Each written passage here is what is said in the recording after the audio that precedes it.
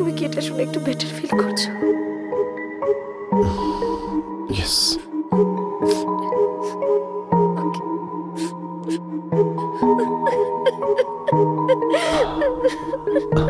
Thank you so much Maya, thank you.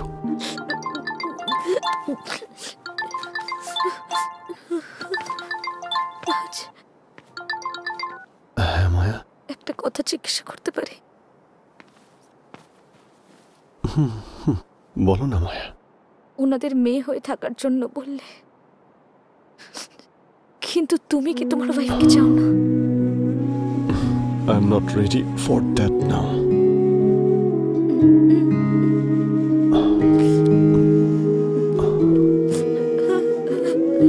যদি আমি সেটা করি তাহলে তোমার কি ভালো লাগবে?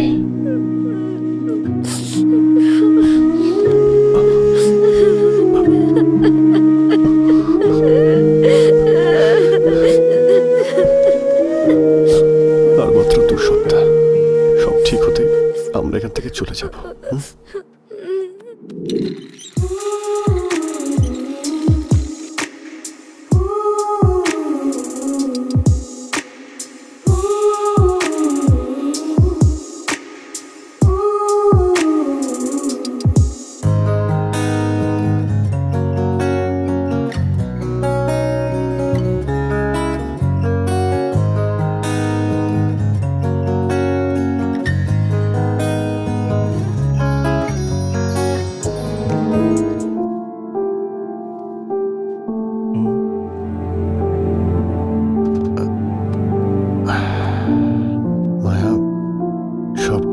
কভার হয়েছে তো? এর সামনে কিছুই না বলাটাই ভালো। Are you feeling bad? ওনাকে আমি কিছু বলে বাড়িতে পাঠিয়ে দেবো? I'll manage.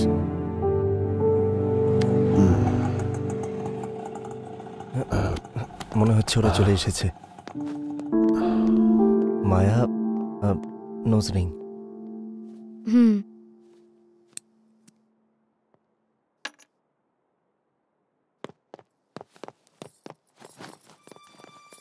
ভেতরে এসো।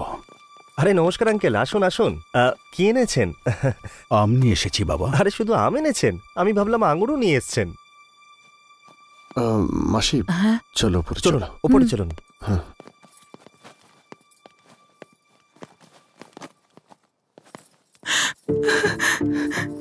মা, শরীর কেমন আছে মাহি? আরে কথা বল মা, তোর কাছে ফোনটাও তো নেই। আঙ্কেল, সবেমাত্র অ্যাক্সিডেন্টটা হয়েছে তো, তাই আস্তে আস্তে সব মনে পড়ে যাবে। মানে এ কি সমস্ত কথা ভুলে গেছে? হ্যাঁ সেই রকমই। সিরিয়াল খুব দেখেন তাই না? আন্টি আপনি তো নিশ্চয়ই গল্পও জানেন, বলে দিন। বাবা, ও কি একদমই কাউকে চিনতে পারছে না? হ্যাঁ আঙ্কেল, একটু সময় তো লাগবেই। আমি বলেছিলাম গুরুদেবের ওখানে ঠিকুজি কুষ্টি নিয়ে যাই আর ওনাকে দেখাই, কিন্তু আমার কথা কে শুনবে? মা দুর্গার পুজো না করেই তোমরা মেয়েটাকে বিয়ে দিয়ে দিলে। আমার কথা শুনলে না তো।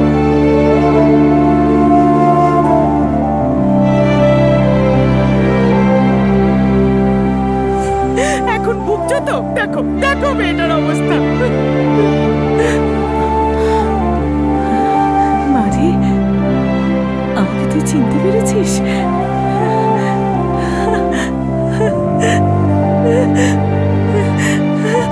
মারে, তুই জানিস তো বল যে আমি তোকে কত ভালোবাসি। এখানে সবাই আছো, তোমাদের চিনতে পারিনি, আমাকে চিনতে পেরেছে। আমাকে কত ভালোবাসে আমার মেয়েটা, আমার সোনা মা। আরে কপালে ব্যথা লাগলো? আমাকে ক্ষমা করে দে মা, ক্ষমা করে দে। আমি আসলে বুঝতে পারিনি, খেয়াল করিনি। ওর পক্ষে এখন ইমোশনাল হওয়া একদমই ঠিক নয়। কয়েকদিনের জন্য ওকে একা থাকতে দাও, সব ঠিক হয়ে গেলে আমি নিয়ে যাব। দেখো তুমি বলেছো তো নিয়ে আসবে, কিন্তু চলো চলো চলো, অনেক হয়েছে, মেয়েকে দেখা হয়ে গেছে তো, চলো। ওকে বেশি বিরক্ত করো না, চলো। থাকিস রে মা। চলো চলো দাদা। আসুন মাসি, কেয়ারফুল। সরি মাসি, আপনাদের এখান থেকে যেতে বললাম, আমায় ক্ষমা করে দেবেন। না না, আমি তো তোমার মায়ের মতো, তাই না? জানো তো, আমি দাদাকে বলেছিলাম আমার ছেলের সাথেই বিয়ে দিচ্ছি, তাই আর কি। তুমি তো আমার ছেলেই, তাই না? ওর খেয়াল রেখো বাবা।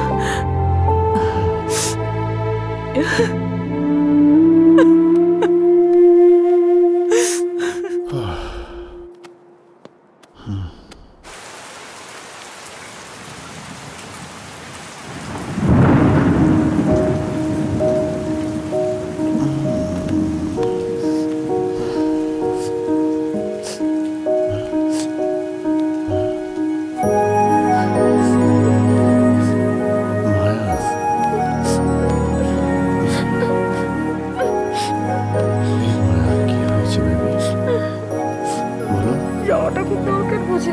হ্যাঁ যেতেই হবে, 3 দিনের মধ্যে চলে আসবো। আমিও যাবো তোমার সঙ্গে, আমারও টিকিট বুক করো। সেরকম হলে আমরা তো হানিমুনেই চলে যেতাম। ঠিক আছে, ফ্লাইটের জন্য লেট হয়ে যাচ্ছে, যাও গিয়ে রেডি হয়ে নাও। ঠিক আছে। ওই এসব কি?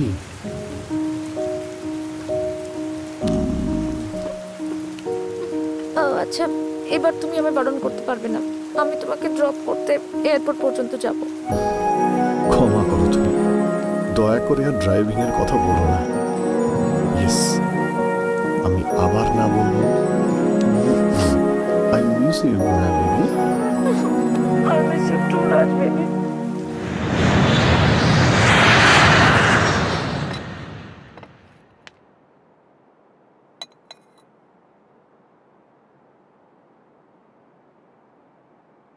বিশ্বাসই হচ্ছে না মায়া,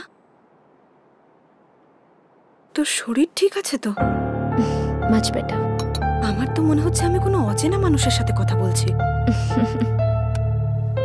মায়া, আর ইউ হ্যাপি? অফকোর্স, কিন্তু মাহাতির ব্যাপারে ভাবলে একটু তো আফসোস হয়। কিন্তু আমার তোর জন্য আফসোস হচ্ছে। Why? See, first of all I am very happy for you. তুই যাকে ভালোবেসেছিস তাকেই বিয়ে করেছিস। তোর বাড়ি বদলে গেছে, তোর লাইফস্টাইল বদলে গেছে, তোর রিলেশনশিপ স্টেটাস বদলে গেছে, আর যখন আয়না দিয়ে তোর রিফ্লেকশন দেখছিস সেটাও বদলে গেছে। তাহলে রাজের কি বদলেছে? Same life, same house.